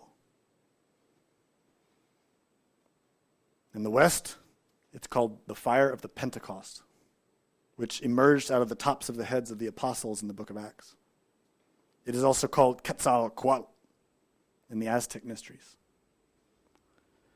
That is a serpent of fire hidden in the book of Numbers that Moses, by the guidance of God, raised upon a staff to heal those who were suffering the bites of the fallen serpents. Numbers 21 in the Bible. 2 serpents, 1 fallen, 1 divine. 2 divine mothers, 1 fallen, 1 divine. Same force, polarized. Those who earn it can restore the Divine Mother to her glory, killing Medusa, elevating Athena, raising the Kundalini, first in the physical body, second in the vital body, third in the astral body, fourth the mental, fifth the causal. The 6th and 7th are not fallen. The 6th and 7th belong to our innermost. They did not fall when we left Eden. So the 7 serpents above the head of the Buddha are these 7 lower Sephiroth on the tree of life. Now you notice that image of the Buddha sitting beneath the tree, the Bodhi tree, that is this, Da'at, the tree of knowledge. The Buddha sits below that tree. Here are the 7 serpents below that tree. The Buddha is our innermost. So you see, Buddhism, Kabbalah, Christianity are all the same thing, taught with different words. This is how one is born again. Jesus said that one thing is to be born of the flesh, another to be born of the spirit. Nicodemus didn't understand. He said, how does one enter into one's mother's womb again? because he thought we were talking about a literal physical mother.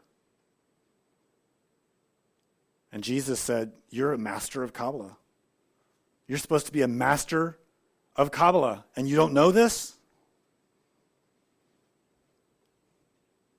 The mother, the womb, it's not physical. It's our divine mother. She gives birth to us spiritually, internally.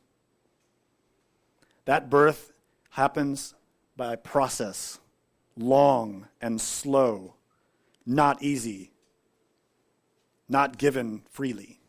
It is earned. It happens in very slow steps. Each initiation is a long process of being tested, purified, making great sacrifices, dying, and being born. The three factors in constant motion, the wheel of becoming in constant motion, but raising one's level of being, step by step. Each serpent is a set of 33 stages. They correspond to the vertebrae of our spinal column. That is the rod that Moses raised the serpent upon to heal the Israelites. That rod is your spine. That is why the life story of Jesus has 33 years. Those 33 degrees represent the stages of development, processes in which we are tested by our Divine Mother to see if we are worthy to receive her power. Each step is earned through the merits of our heart. What does the mother want from her child? The mother doesn't want her child to be a murderer, to be a liar, a thief, a fornicator. The mother wants her child to be beautiful, to be radiant, to be happy. We are not happy. We are in misery. We only want money and sex and power. The Divine Mother does not reward that. She does not reward ambition or pride or envy. She rewards humility, conscious love, happiness for others, altruism, generosity, diligence. She rewards us when we prove through our actions, physically, emotionally, mentally, that we deserve to have her blessings so that we can act with even more power for the greater good. You see, the gift of the Kundalini not only gives us a spiritual birth, but it gives her a way to work in the world. It gives her a way to help her other children. The Kundalini is her fabric, her force, her energy, her creative power. The power of the mother is to give life. She will not grant that to those who only want pain, death, destruction, who only want to take for themselves. So she does not reward idolaters, adulterers, thieves, and murderers. So when you go out and you read all the books about the awakening of Kundalini, and if you do this and you do that and you pay this amount of money and go to a workshop and have sex with a bunch of people, they're all lying. They will awaken energy in you, but the fallen aspect of the Divine Mother, the inverted energy, which we call Kunda buffer, it is the tail of Satan, the tail of a demon. You will awaken powers. You will awaken consciousness. You will develop the ability to be awake out of your body. You will develop chakras. You will have power over others, but you will be a demon awakened. You will be cursed.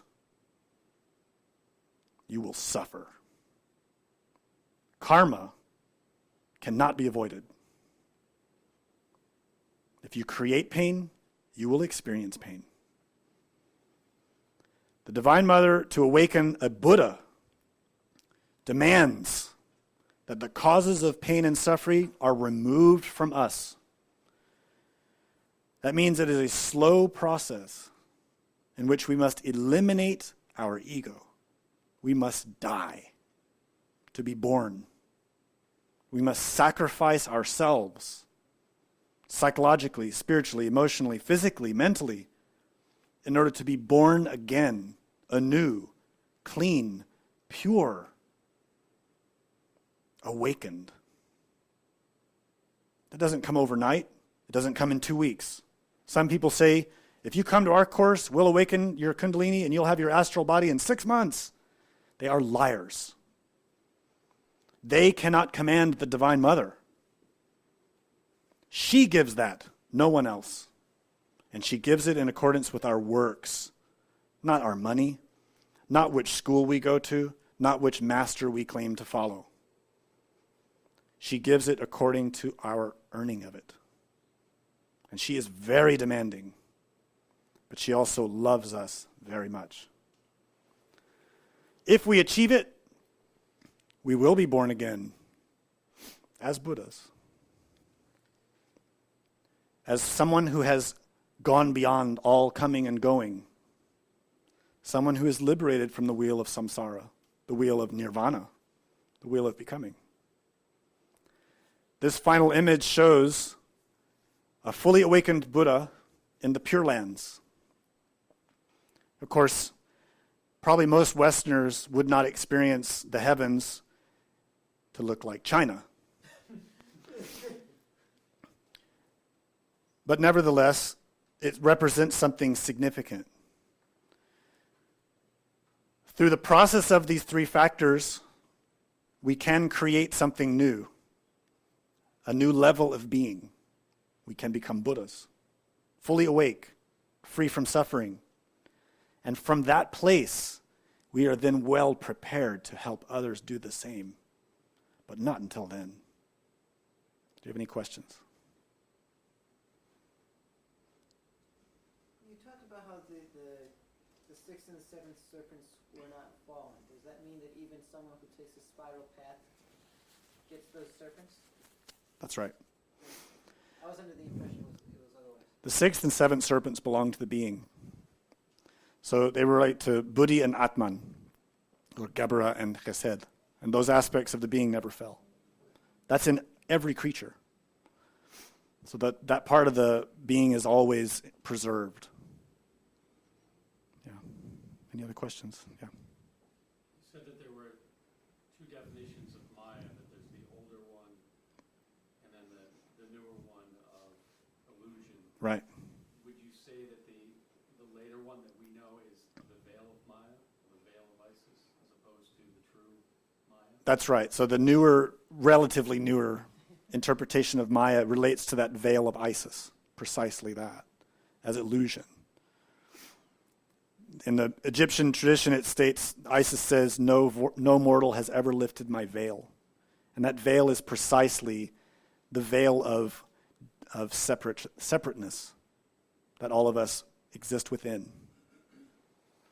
Because we are mortal, meaning that we exist in lunar bodies, not just the physical body, but the psychological body that we have.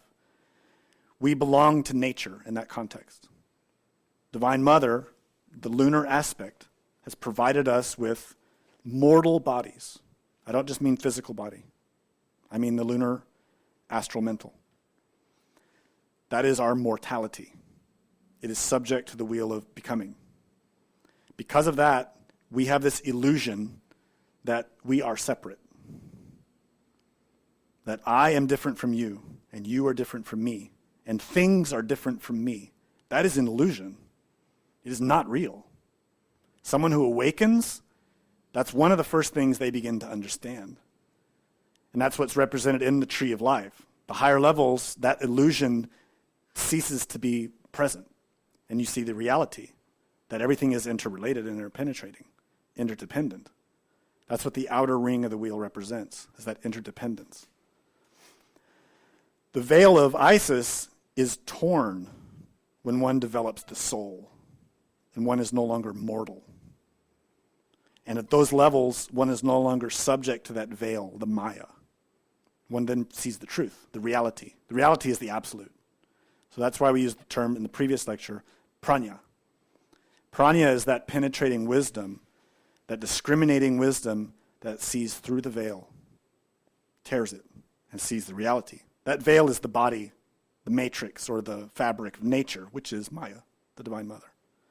When you pierce that, you see the Divine Mother herself, reality, that interdependence of all things, and the absolute that sustains it.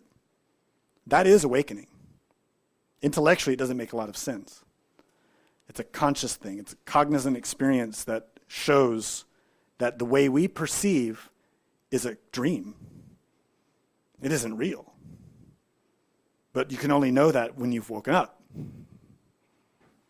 So one has to strive continually to change how one perceives and to meditate and meditate and meditate and meditate so the consciousness becomes strengthened and stronger and stronger and stronger until it has the capability to perceive without hesitation and without pause. It's the ability to sustain presence, to be continually here and now in constant observation without distraction that gives you the ability to start to penetrate that. But it's only with the development of the soul, the serpents of the Kundalini, that power is fully focused. What that means is that the singles, the ones who don't develop the soul, can develop that power to a certain degree. They can develop insight into nature and how it functions. But the only way to fully break it and to fully break the wheel of becoming in oneself and become fully liberated is to develop the soul, to create those raise the seven serpents, create the solar bodies, and get off the wheel. It's a long process. So when you study the philosophy of these traditions that analyze emptiness and the nature of emptiness, you'll see a great difference. And you can see that part of that is the level of instruction and training that the writer of the scripture had or the teacher of the scripture had. So I kind of went off topic, but... Talking about that, how do we penetrate like the fifth dimension? We always say the ego is the fifth dimension, right? And we can't penetrate it with our three-dimensional mind, right? So to work on the ego, right, as a single, how do we penetrate these different dimensions? That's a good question. The question is, how do we see the roots of the ego which reside in the fifth dimension? How do we penetrate that? How do we access that? First of all, we have to understand that everything is multidimensional. What we're experiencing here and now, we call it the third dimension, physicality. But what we're experiencing here and now is the collection of all of these other dimensions into this space, or this space is not the right term, but this moment. So even though we can't directly see the fifth dimension here, we can infer it. What we talk about as the fifth dimension is eternity. It's an existence that's beyond this third dimension. It's a level in which time functions in a different way. It has matter, it has energy, and we experience it when we're dreaming. So physically, we sometimes perceive and experience dreaming when we daydream. Probably everybody in this lecture daydreamed. I'm not going to point at anybody, but I did see some people spaced out. And when you're spaced out, you're daydreaming. You're not here and now. So you were tasting the fifth dimension. You were inferring its existence. You may not call it that. You call it a daydream. You were dreaming about what you're going to eat as soon as I stop talking. Whatever it is you have in mind to eat or drink or go to the bathroom, you were seeing those images and projecting those images. Yeah, those images are reflected into the brain, but where they emerge from is the fifth dimension. And when you dream at night, you go there. Your consciousness goes there. So from the third dimensional point of view, that's part of why we learn to meditate, to suspend the physical senses, to shut them off, to close all the physical senses and to look within, awake, conscious, not dreaming, awake, but to open up our inner eye. The same way you daydream, the same way you think about that beautiful lunch you're going to have, you do that with meditation, but not about lunch. Then you're analyzing whatever ego it is that is bothering you or that you need to work on. So if you experience something related with envy, you would then visualize what happened with precision. What did you see, hear, say? What happened? What were the circumstances? What was that environment? You remember it. You project the image. You visualize it. That's the beginning of that meditation. That is your access to the fifth dimension right there. And as you develop that skill, it no longer is a matter of you projecting the memory, projecting what happens. You then just relax, close your eyes, shut your senses down, concentrate, meditate, and all of a sudden, those images come spontaneously. The same way it happens when you fall asleep at night. Your dreams just come. Meditation will be like that once you learn to meditate properly. The images just come, and you just sit and observe and learn. That's how you access the fifth dimension. It's in that place that you can enter into the deepest roots of the ego and eliminate a lot of problems. Now, going deeper, there are aspects related to the ego, hidden deep in the psyche, that for you to fully work on them as a single person, you will not have the ability to transform enough energy to eliminate them. And these are deep, crystallized, hardened condensations in the mind. To destroy those things, you need a solar body, not the lunar body that we have now, psychological body, but a solar one that can transform and direct much more energy. That's another reason why we need to raise the Kundalini and create the soul. It's because to get at the roots of the ego, to fully eliminate the ego, we need that level of work. Question back here? Yeah, there's a few. At what point is the second birth?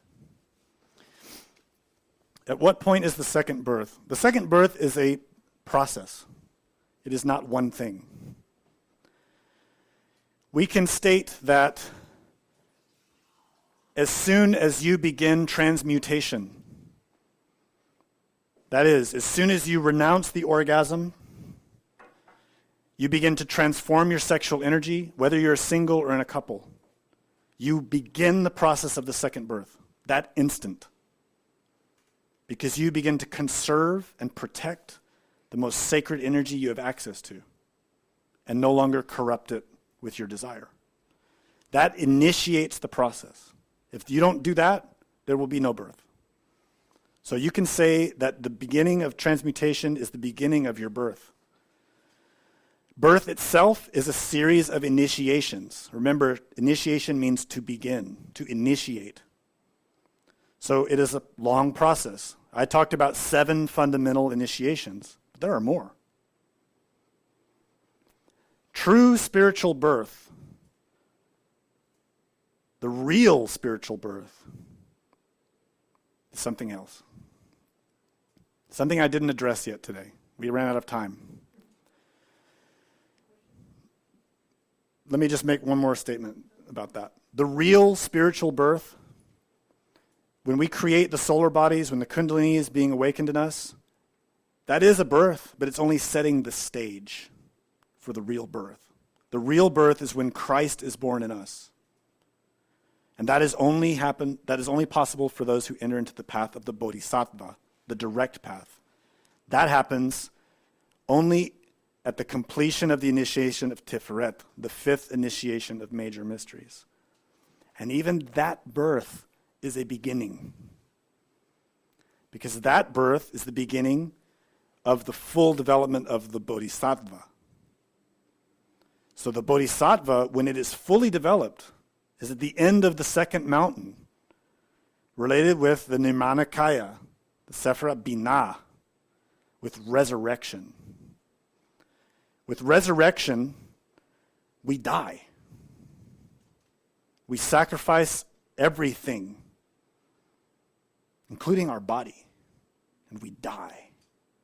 And we're born as a resurrected master. That is a complete spiritual birth. So it gets in stages. More questions? How can we increase our will for spiritual birth?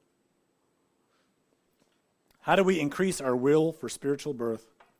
Study karma. Relentlessly. Study cause and effect in yourself and in other people, in the world. Study suffering. Every day. Study how much people suffer and why. Not blaming others, not blaming the governments and the corporations or the religions, but look at how each individual person and city and state and country and continent create their own suffering because of their own idiosyncrasies. Study that in relation with yourself and see how you are doing it too. Firstly, to understand how this law functions. Secondly, so that we stop blaming everyone else. Thirdly, so we see that the responsibility lies within. From that, spontaneously, will emerge enormous will to awaken, to stop creating suffering, and also to help others. And the only way to achieve that help is to be born spiritually. More? Is there a prayer you can offer that we can say to help us call upon our Divine Mother to assist when we face life's challenges? Also, how often should we transmute sexually for our practice to bear fruit? Is there a prayer or something we can use to call upon our Divine Mother to help us? Yeah.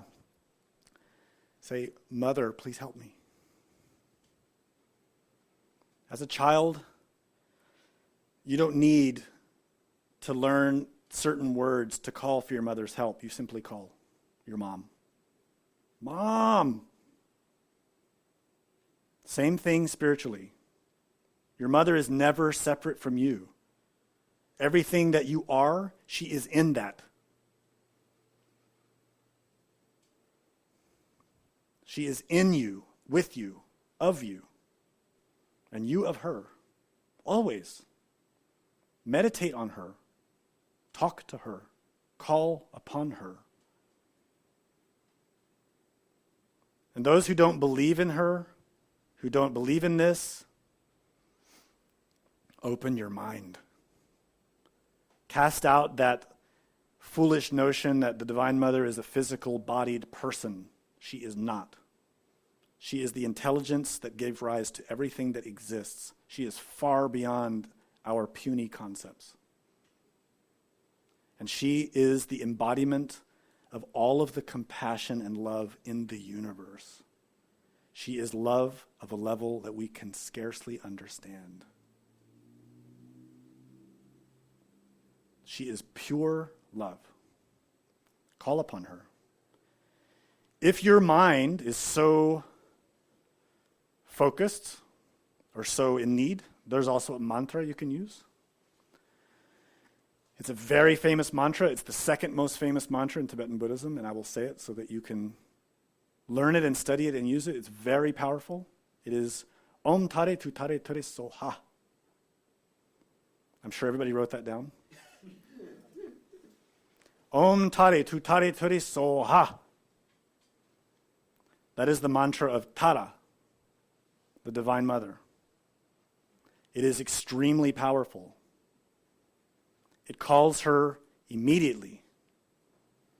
But she doesn't need that. You need that. She's the Divine Mother. She doesn't need mantras. She knows everything that's going on with you in every moment for all eternity. The instant you feel the longing for her, she's there. She doesn't need you to call her. She's not waiting in the other room saying, well, you never call me anymore. She's not like your physical mom who's trying to make you feel guilty for not calling. She's your real mother, your Divine Mother. She's always aware of you, even when you forget her. The second question was about How often we should transmute? Or practice to bear fruit. How often should we transmute our energy for our practice to bear fruit? Transmutation is a highly individual effort.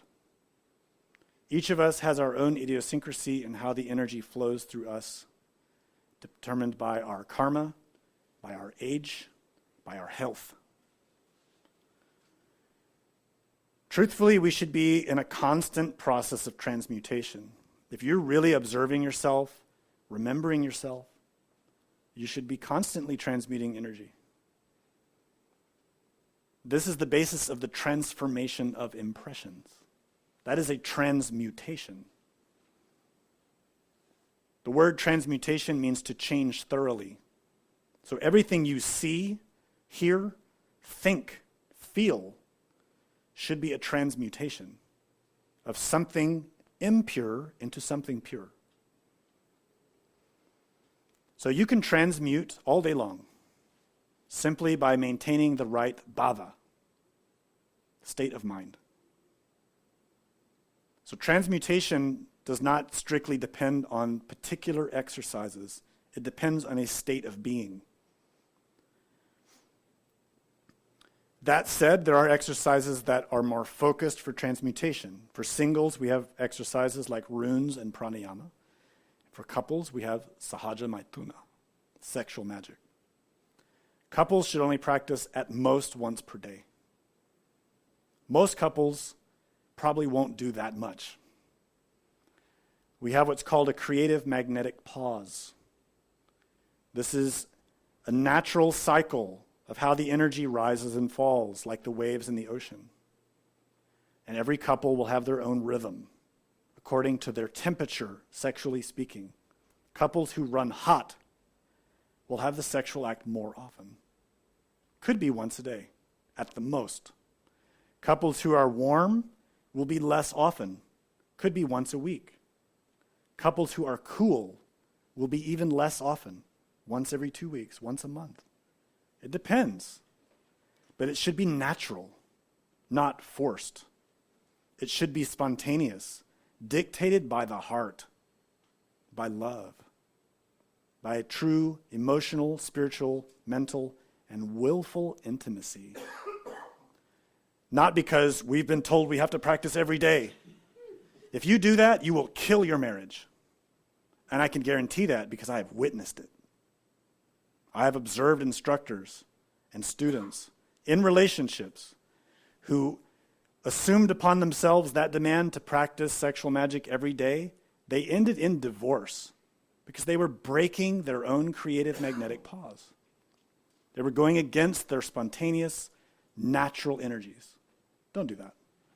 Respect yourself, respect your spouse, respect your divine mother. Learn to work in harmony with nature. Another question? What does active imagination have to do with sexual energy? Moreover, isn't it a door into the psyche? What does active imagination have to do with sexual energy, and is it a door into the psyche? Absolutely yes. The imagination is the ability to see.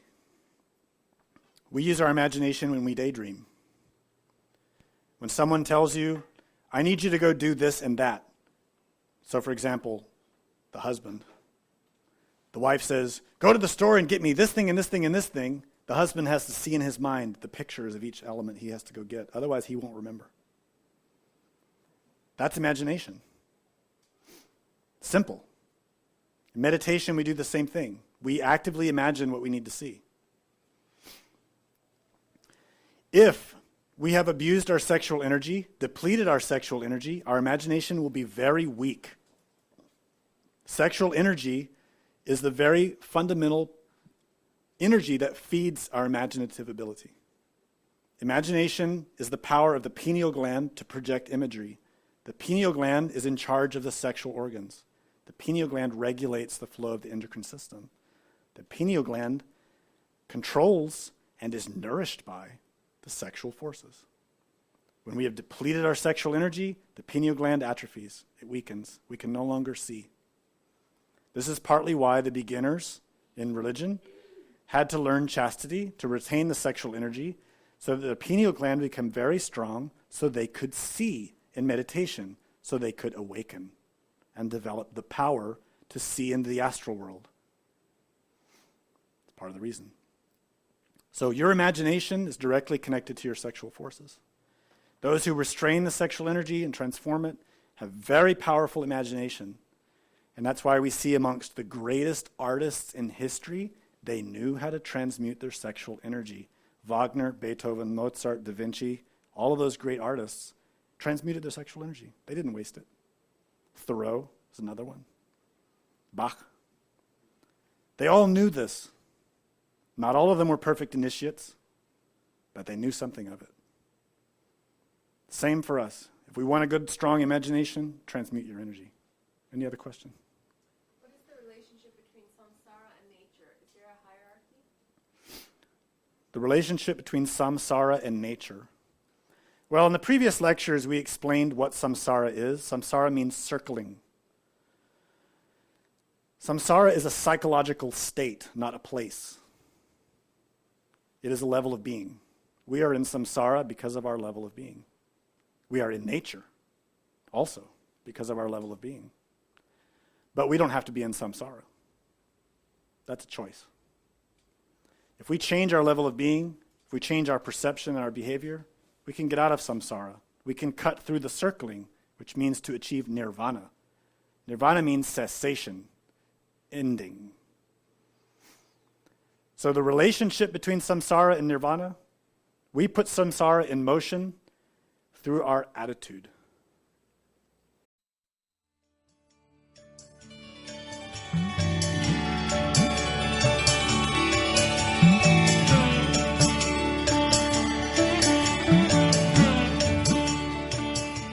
The presentation of this lecture was made possible by donations from listeners like you. Will you help others to benefit from this knowledge? Most Gnostic schools recommend a donation of $10 to $20 per lecture. Every single donation helps. Make a donation now at gnosticradio.org. For questions and deeper understanding of this lecture, we invite you to explore the books published by Glorian Publishing and available from booksellers worldwide. Visit gnosticbooks.org to learn more. Thank you. May all beings be happy.